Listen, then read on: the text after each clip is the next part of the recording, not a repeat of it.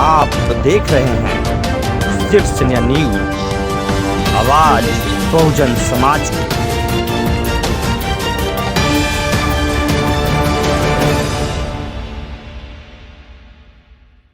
ठीक है, और बॉक्स का आवाज कम कर दीजिए और हॉर्न का आवाज बढ़ा दीजिए।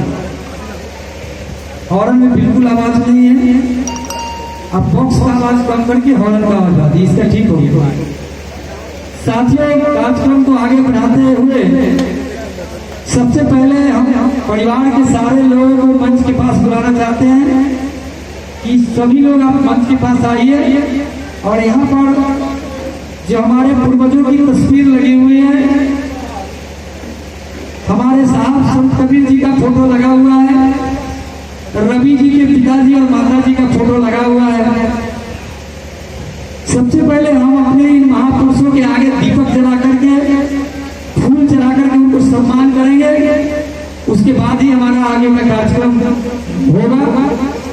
तो मैं निवेदन करता हूँ, रवि जी आप सभी लोग मंच के पास आ जाइए। रवि जी आप हमारी आवाज सुन रहे हैं तो आप यहाँ पर आइए। छोड़िए उधर, दिमाग मत लगे, उनका काम है, आपको करना है।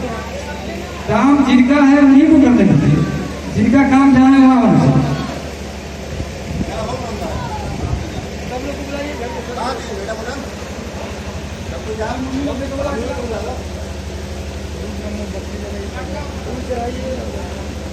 लगा दीजिए और कैंडल जलाइए और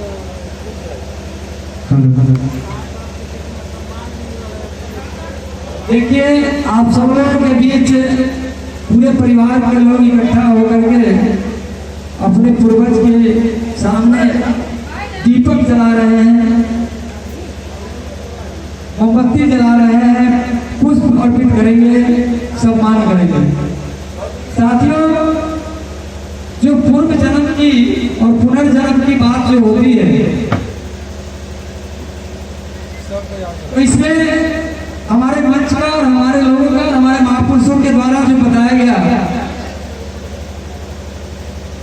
कि जो पूर्व जन्म की व्याख्या या पुनर्जन्म की व्याख्या जो ब्राह्मणवादी लोग करते हैं, उसको अगर देखा जाए तो उनकी व्याख्या बिल्कुल अलग है। आज आप यहाँ पर देख रहे हैं कि साधन राय जी, दोनों पति पत्नी आज इस दुनिया में नहीं है, उनके तस्वीर पर उनके वंश के लोग फूलमाला अर्पित करके उनको सम्मान दे रहे हैं। यही उनका पुनर्जन्म है।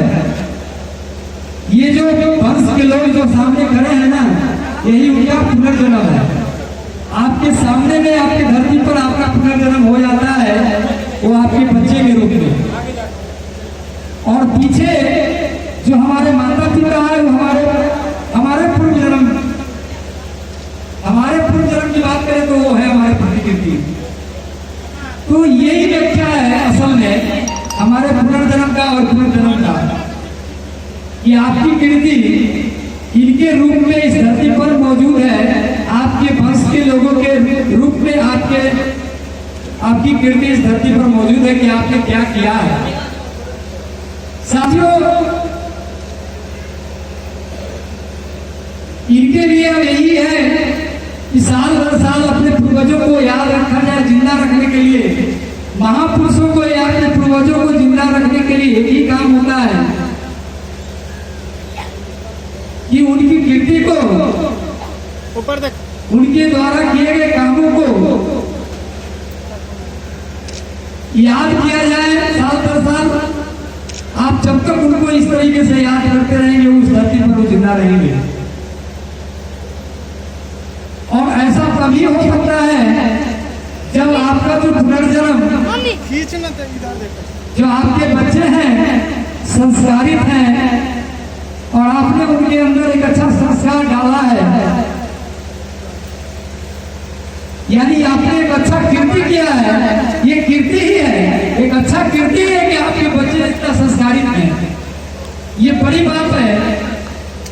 कल ही एक बात हो रही आई थी चलो फोटो चौक पर कुछ चर्चा चली, लेकिन बड़ा प्रैक्टिकल बात है, इसलिए मैं इस मंच से बताना चाहता हूँ कि आज दुनिया में क्या करते हैं लोग कि दूसरे को ठीक करने में पूरा समय लगा देते हैं। कुछ लोग चाहते हैं कि हम समाज सेवा कर रहे हैं, समाज को बदलने चले हैं। साथियों, समाज को बदलने से पहले आप अपने घर के अंदर बदलाव कीजिए इधर देख कि आपके बाल बच्चे, आपके परिवार में क्या बदलाव हो रहा है कि नहीं हो रहा है, आपके बच्चे संस्कारित हो रहे हैं कि नहीं हो रहे हैं। क्योंकि आपके न रहने के बाद आपके द्वारा किया गया काम, आपके द्वारा किया गया कृति उनके अंदर ट्रांसफर हुआ कि नहीं हुआ। आपने जीते जी अपनी कृति को अपने बच्चों के अंदर ट्रांसफर किए कि नहीं किए, वही जिंदा रहने वाला है। तो गांव समाज में देखते हैं कि बहुत सारे लोग, चर्चा चल रही थी कि गांव में आजकल मानजन जो होते हैं, मानजन लोग, तो मानजन लोग क्या करते हैं कि समाज को बदल देते हैं, पता चलता है उनके घर में कुछ बदलाव नहीं। इसी पर चर्चा चल रही थी, मैं अपनी तरफ से बात नहीं कर रहा, कुछ लोग चर्चा कर रहे थे।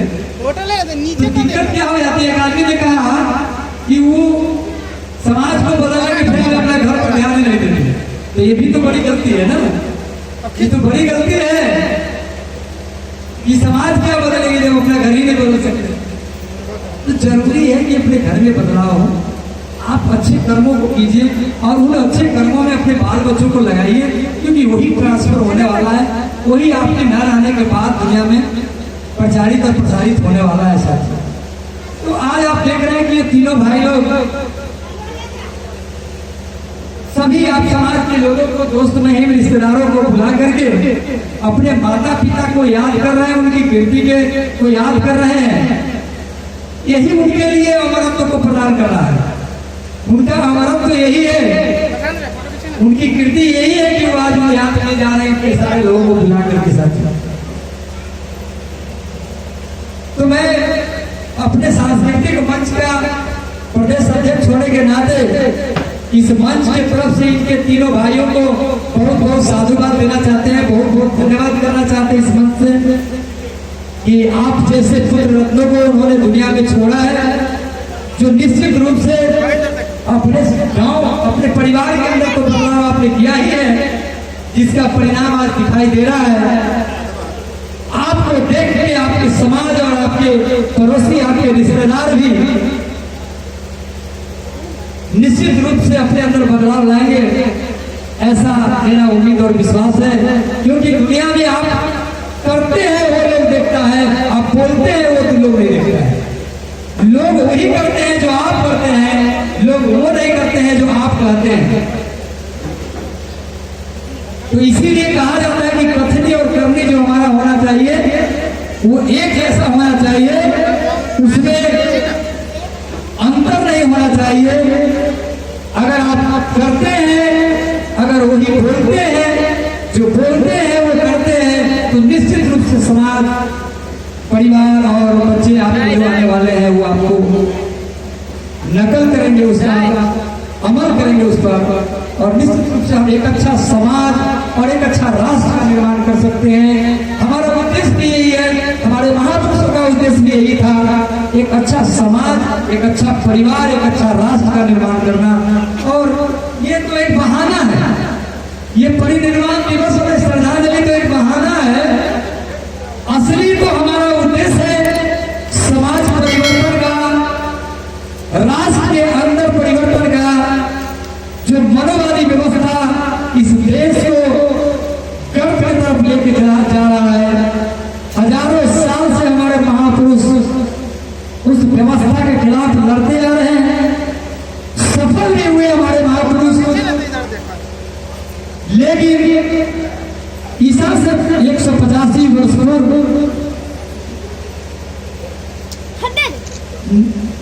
हमारे अंतिम सम्राट, मौर्य वंश के अंतिम सम्राट राजा वीरभद्र की हत्या करके पुष्पमेतु सूर्य नाम का ब्राह्मण सेनापति, जो घुसपैठिए के रूप में उनकी सेना में घुसपैठ किया और उनकी हत्या इसी पाटलिपुत्रा के धरती पर करके और पूर्ण रूप में ब्राह्मणी राज भारत में स्थापित करने में 4 जुग, 4 धाम, 4 वेद और 4 वर्ण, जो महाझूठ है, उसको हमारे समाज के ऊपर थोप कर और हमारे समाज को गुलाम बनाकर और शासन सत्ता में अपना वर्चस्व स्थापित करके हमको गरीब, भिखारी, कंगाल, अशिक्षित, शोषित बना करके सदियों से इस देश पर राज कर रहा है। उसको हटाना है, उसको समाप्त करना है, यही हमारा अंतिम लक्ष्य है हम सब लोगों का। इसीलिए हम सब लोग भी लगे हुए हैं, जो हमारे अपने महापुरुषों का सपना है उसको पूरा करना है। साथियों, बातें होंगी, एक एक करके समय मिलेगा तो हम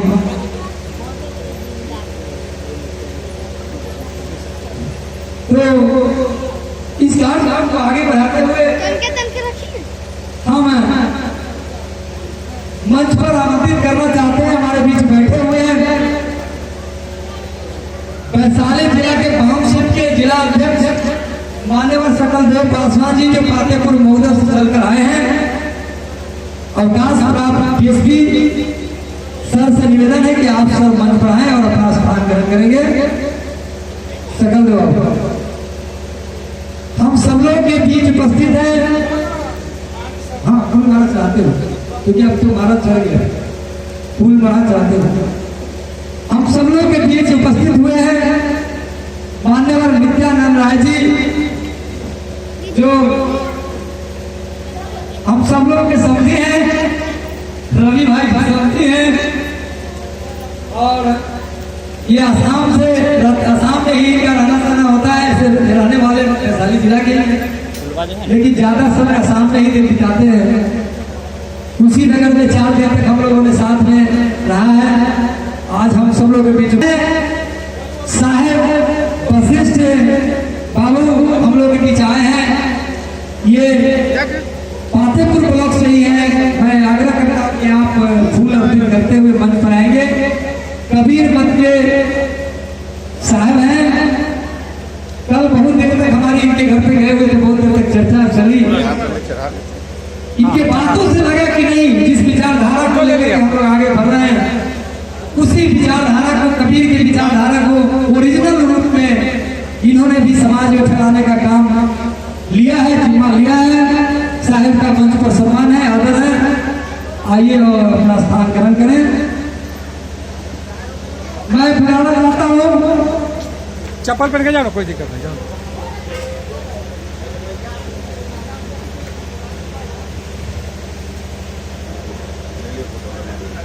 हम सब लोग के बीच उपस्थित हैं नारायणपुर देरपुरा से चल करके आए हैं मान्यवर सुरेंद्र राय जी, जो वैशाली जिला के पूर्व पक्षित के अध्यक्ष रह चुके हैं।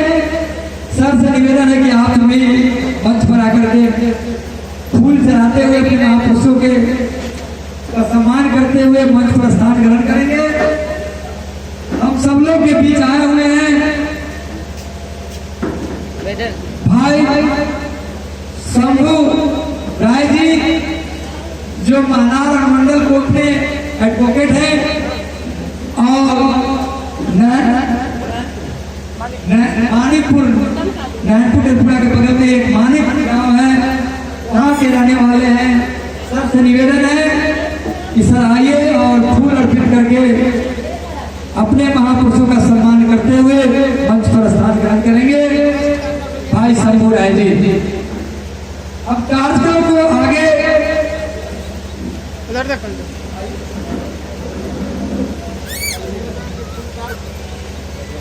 अब कार्यक्रम को आगे बढ़ाते हुए मैं एक बात का चर्चा करने के बाद अगले वक्ता को दूंगा और आप सब लोग उनको सुनेंगे। और जितने भी इस पंडाल में लोग बैठे हुए हैं, हमारी माता एवं बहनें जो बैठे हुए हैं, सभी लोगों से निवेदन है कि बारी बारी से एक एक करके आकर के अपने महापुरुषों की तस्वीर के ऊपर में फूल अर्पित करके उनको सम्मान करें। बारी बारी से सभी लोग। साथियों, मैंने अभी बोला कि 4 वर्ण, 4 धाम, 4 वेद और 4 जुग, ये महाझूठ है। मैं एक झूठ बताने जा रहा हूँ आपको पहले, वो मौका मिलेगा बीच बीच में चारों को क्लियर करूंगा कि 4 युग का जो झूठ है कि क्या है जानते हैं? ये 4 युग जो है सतयुग, द्वापर, त्रेता और कलयुग, ये जो 4 युग जो बता रहे हैं मनोवादी लोग, ये क्या है? मैंने एक ब्राह्मण से पूछा कि ये कैलेंडर लगा हुआ है दीवार पर, इसको किसी आदमी ने बनाया होगा ना? बोला हाँ बनाया होगा। तो हमने बोला कि इसमें जनवरी से लेकर दिसंबर तक 12 महीना है ना? हाँ। तो सोमवार से लेकर रविवार तक दिन है बना हुआ। तो हम लोगों ने अपनी सहूलियत के लिए, गणना के लिए इसको बनाया हो क्या? याद रख सकते हैं आज कौन सा दिन है, आज कौन सा महीना है? क्या घड़ी बनाया समय देखने के लिए, ताकि हमको काम करने में सहूलियत हो। तो गणना के लिए किसी इंसान ने बनाया। तो मैंने पूछा कि ये 4 युग जो है आपका, ये कौन बनाया है? तो चुप हो कुछ बोले ना। मैंने बोला कि मैं अलग से तो नहीं कुछ पूछ रहा हूँ, हम अपने बाप दादा की बात नहीं बोल रहा हूँ, आप ही के बाप दादा ने आपके ग्रंथ में लिख के रखा। तो आप तो कम से कम बताओ कि ये 4 युग बनाया कौन? आई कितना दिन का है? ठीक है कलयुग चल रहा है, आप नहीं बताइए, लेकिन सतयुग चला गया, कितना दिन का था? कुछ पता है आपको? द्वापर कितना दिन का, त्रेता कितना दिन का? ये क्या है? झूठ नहीं है तो सच है क्या? तो साबित हो जाता है कि झूठ है। अब झूठ कैसे है हम बता रहे हैं, सुनिए। इन लोगों ने क्यों बनाया ऐसा? उनकी मंशा क्या थी 4 युग बनाने के पीछे? उनकी मंशा ये थी, इसमें कई एक बात क्लियर हो जाएगा, थोड़ा सा आप लोग ध्यान से सुनिएगा। इसमें मैंने पहले ही कहा कि ये परिनिर्वाण दिवस तो बहाना है, असल काम अपने समाज को जगाना है। तो जो सतयुग जिसको कहते हैं, तो मैंने उस ब्राह्मण से कहा कि आपके ग्रंथ में लिखा हुआ है और आप ही के बाप दादा ने लिखा है कि जब जब भारत की धरती पर धर्म की हानि हुई है तो देवता अवतार लिए, है ना? लिखा हुआ, हम नहीं लिखे, हमारे बाप दादा ने लिखा। तो हाँ लिखा हुआ तो है। तो मैंने पूछा उनसे कि जब जब धरती पर धर्म की हानि हुई तब तो देवता अवतार लिए। तो आपका जो पहला युग है सतयुग, जिसको आप कहते हैं कि सत का युग था, तो सबसे ज्यादा अवतार सतयुग में हुआ है ना? उन्हीं की किताब है, हम नहीं बोले, हमरा बोला हुआ वो हमारा बात हो, हमको कोई जूता मारे आके, हम चैलेंज के साथ था। तो सबसे ज्यादा अवतार सतयुग में हुआ, तो इसका मतलब कि वो सतयुग था कि क्या था? झूठ क्या था? इसीलिए ब्राह्मण सतयुग कहते हैं कि दोना से बच्चा पैदा हो गया, ब्राह्मण ने कहा आपने मान लिया। मछली से पैदा हो गया इंसान, ब्राह्मण ने बोल दिया आपने मान लिया। हनुमान जी कहानी से उनका पैदा हो गए, हमारे समाज के लोगों ने मान लिया, ब्राह्मण ने कह दिया। राम का जन्म खीर खाने से हो गया, ब्राह्मण ने कह दिया हमने मान लिया। मतलब ब्राह्मण जो बोले वो सब, उसी को कहते हैं सतयुग। और आप उस पर सवाल ना करें, आप उसको मान ले, इसीलिए उन्होंने कहा कि वो सतयुग। ब्राह्मण पढ़ सकता था, ब्राह्मण किसको पढ़ाएगा वो डिसीजन ब्राह्मण कर सकता था, यानी पूर्ण ब्राह्मण का राज, यानी ब्राह्मण जो बोले सब सत, आप बोलिए वो सत नहीं, आप उनका विरोध नहीं कीजिए। ब्राह्मणी पूर्ण राज यानी ब्राह्मण का बोलबाला, उसी को सतयुग कहते हैं। समझ रहे? तो मैंने कहा कि ग्रंथ में लिखते हैं कि जब देवता अवतार लिए ज्यादा, तो सबसे ज्यादा तो सतयुग में अवतार लिए, इसका मतलब सतयुग में धर्म की हानि सबसे ज्यादा हुई। देखिए कैसे पकड़ा रहे हैं अपने ग्रंथ से, थोड़ा सा दिमाग से। अब बात आती है द्वापर की। द्वापर में 2 गो अवतार है, त्रेता में 3 गो अवतार है। द्वापर में, त्रेता में तीसरा वर्ण भी पढ़ने लगा, यानी क्षत्रियों को भी पढ़ने लिखने का कुछ अधिकार मिल गया, उसको भी हथियार रखने का अधिकार मिल गया, थोड़ा सा उनका पावर कमा। अब ब्राह्मण के साथ साथ क्षत्रिय भी अपना अधिकार हासिल कर लिया। उसके बाद द्वापर में क्या हुआ कि वो वैश्य लोग जो थे, वो वैश्य लोग को भी पढ़ने लिखने का अधिकार मिल गया। और ये कलयुग जो है ना, कलयुग में सबको पढ़ने लिखने का अधिकार मिल गया। ये शूद्र वर्ण के लोग भी पढ़ सकते हैं। और इसीलिए उन्होंने एक शब्द बनाया कि अब तो घोर कलयुग आ गया। घोर कलयुग आ गया मतलब क्या है कि जो उनके सामने खड़ा नहीं होते थे, जो उनके आदेश से चलते थे कि 12 बजे दोपहरिया में आपको चलना है, वो आदमी उनके बगल में बैठने लगा, वो आदमी कलेक्टर और डॉक्टर इंजीनियर बनने लगा, और उनके लोग चपरासी बन उनको पानी पिलाने लगे। इसी ने बोला कि घोर कलयुग आ गया। ये हमारे लिए तो अच्छा दिन है, हमारे लिए तो यही कलयुग अच्छा दिन है। कलयुग मतलब कलम का युग। ये कलम सबके लिए खुल गया। पहले कलम 3 वर्ण के लिए था, सतयुग में कलम सिर्फ ब्राह्मण के लिए। त्रेता में एक तीसरा वर्ण जो है, दूसरा वर्ण उसके लिए, द्वापर में वो दूसरा वर्ण उसके लिए, तीसरा वर्ण उसके लिए, मतलब वो जो ऊपर वाला है उनके लिए, तीनों वही है। और लास्ट में कलयुग जो है, जो हमारे ये बहुजन समाज के जो भारत के मूल निवासी लोग हैं 85%, उनके लिए जब हमारे अभी सुन रहे थे ना, राष्ट्रमाता सावित्रीबाई फूले और ज्योतिबा फूले की वजह से शिक्षा का अधिकार अंग्रेजों ने आपको दिया। और जब हमारे बाबा साहब पढ़े, संविधान बना, और संविधान के बदौलत आपको पढ़ने लिखने का, कुर्सी पर बैठने का, टाई बेल्ट लगा के आज चमक रहे हैं, उस सब अपने फोटो लगे हुए, इनके बदौलत आपके भगवान नहीं है। ये 33 करोड़ कहा था जब आपके गर्दन में कटिया बना हुआ था, कमर में झाड़ू बना हुआ था, तो ये 56 करोड़ देवी देवता कहाँ घूम रहे थे, कहाँ सो रहे थे हथियार लेके, क्यों हथियार लेके घूम रहे थे?